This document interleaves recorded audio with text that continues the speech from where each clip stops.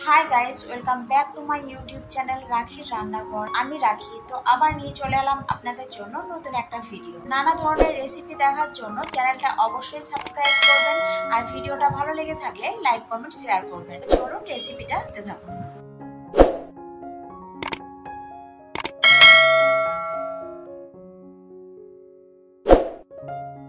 ফুলকপির ডাল বানানোর জন্য আমি এখানে নিয়ে নিচ্ছি মসুর ডাল পরিমাণ মতো। আমি এখানে 1 কাপ মতো নিয়েছি মসুর ডাল। মসুর ডালটা একটা বাটির মধ্যে ঢেলে দিচ্ছি। তো এর মধ্যে দিয়ে দিচ্ছি আমি ওই বাটিরই 1 কাপ মতো দিয়ে দিচ্ছি জল। জলটা দিয়ে এটা মোটামুটি ওই 15 মিনিট মতো ভিজিয়ে রাখবো। ঢাকনা দিয়ে এটা ঢেকে দিচ্ছি। এটা করে ভিজিয়ে রাখলে এটা খুব তাড়াতাড়ি সেদ্ধ হয়ে যাবে। আর এই যে একটা ফুলকপি নিয়ে নিচ্ছি গোটা। এই ফুলকপিটাকে ভালো করে এবার ছাড়িয়ে নেবো আর ছোট ছোট টুকরো করে নেবো। ফুলকপিটা পুরোটা লাগবে না, তো যতটা লাগবে সেই পরিমাণ মতো আমি ফুলকপিটাকে কেটে ভালো করে এই যে ধুয়ে নিয়েছি।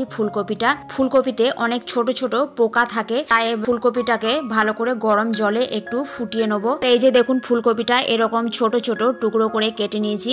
আর বাকি ফুলকপিটা আমি রেখে দেবো, কারণ পুরো ফুলকপিটা লাগবে না। আর এদিকে আমি সসপ্যানের মধ্যে জল গরম হতে বসিয়ে দিয়েছি। তো জলের মধ্যে দিয়ে দিচ্ছি পরিমাণ মতো একটু নুন। আমি এখানে 1 চামচ মতো নুন দিয়ে দিয়েছি। তো নুনটা দিয়ে ভালো করে একটু জলটা গরম হতে থাক। আর এদিকে আমি আরো একবার ফুলকপিটা ধুয়ে এই যে জলের মধ্যে ভিজিয়ে রেখেছি। আর এদিকে জলটাও অনেকটা গরম হয়ে গিয়েছে। নুন দিয়েছিলাম, নুনটা দিয়ে নাড়া হয়নি, তাই ভালো করে একটু জলটা নাড়িয়ে নিলাম। নুনটা জলের সাথে বেশ ভালো করে মিশিয়ে নিয়েছি। আর এদিকে জলটা একটু ফুটতেও শুরু করেছে। এই যে জলে ভিজিয়ে রেখেছি ফুলকপিটা, এবার এগুলো এক এক করে জল থেকে তুলে ডাইরেক্ট গরম জলের মধ্যে দিয়ে দিচ্ছি।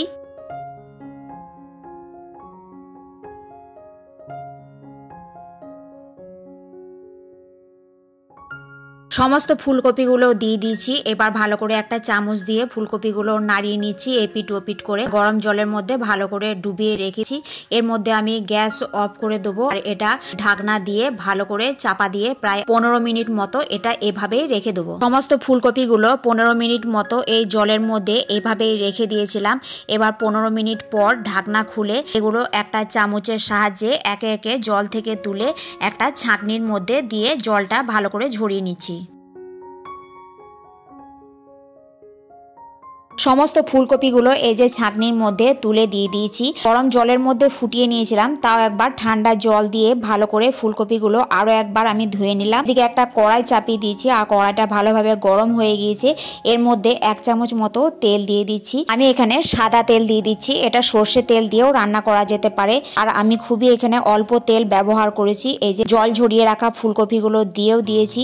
এবার উল্টো পাল্টা করে বেশ ভালোভাবে এটা নেড়ে ভেজে নেবো।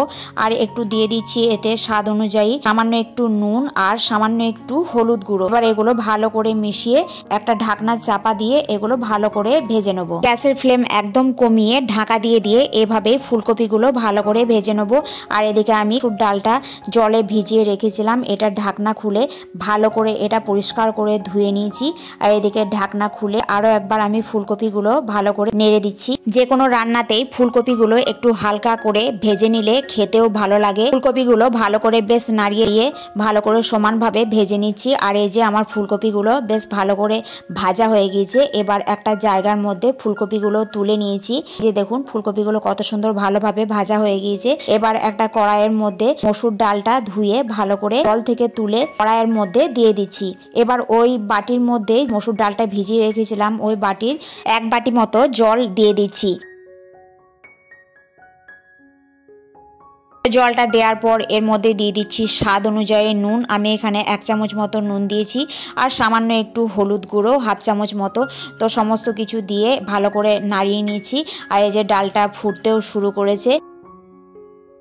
জল বেশ ভালোভাবে গরম হয়ে গিয়েছে। এবার এটা ঢাকা দিয়ে ডালটা বেশ ভালোভাবে সেদ্ধ করে নেব। গ্যাসের ফ্লেম একদম মিডিয়ামে রেখেছি, তাহলে ডালটা বেশ ভালোভাবে সেদ্ধ হয়ে যাবে। প্রায় 15 মিনিট পর ঢাকনা খুলছি।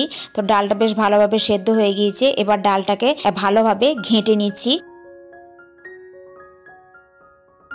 তো ডালটাকে ঘেঁটে ভালোভাবে গলিয়ে নিয়েছি। এবার আর একটু জল দিয়ে দিলাম, জল দিয়ে ভালো করে নেড়ে নিচ্ছি ডালটাকে। আর ওই যে ফুলকপিগুলো ভেজে রেখেছিলাম ওই ফুলকপিগুলো ডালের মধ্যে দিয়ে দিচ্ছি। দেখুন সমস্ত ফুলকপিগুলো ডালের মধ্যে দিয়ে ভালো করে ডালের সাথে মিশিয়ে নিচ্ছি। আর সামান্য একটু জলও দিলাম যেহেতু ফুলকপিগুলো সেদ্ধ হবে। যেহেতু ফুলকপিগুলো ভেজেছি খুব একটা সেদ্ধ করার প্রয়োজন নেই, ওই মোটামুটি 15 মিনিট মতো ফোটালেই ফুলকপিগুলো সেদ্ধ হয়ে যাবে। আবারও আমি ভালো করে নাড়াচাড়া করে ভালো করে ফুটিয়ে এটা ঢাকা চাপা দিয়ে সেদ্ধ করে নিলাম। ফুলকপিগুলো বেশ ভালোভাবে সেদ্ধ হয়ে গিয়েছে। তো একটা জায়গার মধ্যে ফুলকপির ডালটাকে তুলে রেখে দিলাম, কারণ এটা ফোড়ন দিতে হবে।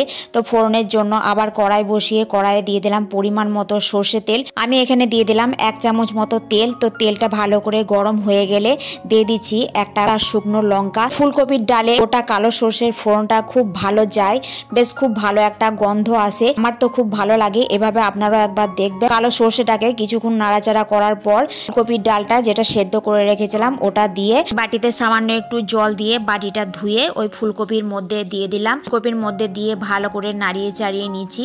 এবার এটা ভালো করে ফুটিয়ে নেবো। তৈরি হয়ে যাবে ফুলকপির ডাল, কোনো রকম মশলা ছাড়াই। এটা কিন্তু খেতে খুবই ভালো লাগে। আপনারা দেখতে পেলেন আমি খুবই কম তেল মশলা এটা রান্না করেছি। আর এটা গরম গরম ভাতে তো খুবই ভালো লাগে খেতে। তো এটা রান্না হয়ে গিয়েছে, কিছুক্ষণ এটা এভাবে গ্যাসের ওপর চাপিয়ে রেখে দিচ্ছি। তৈরি হয়ে গেল শীতকাল স্পেশাল ফুলকপির ডাল।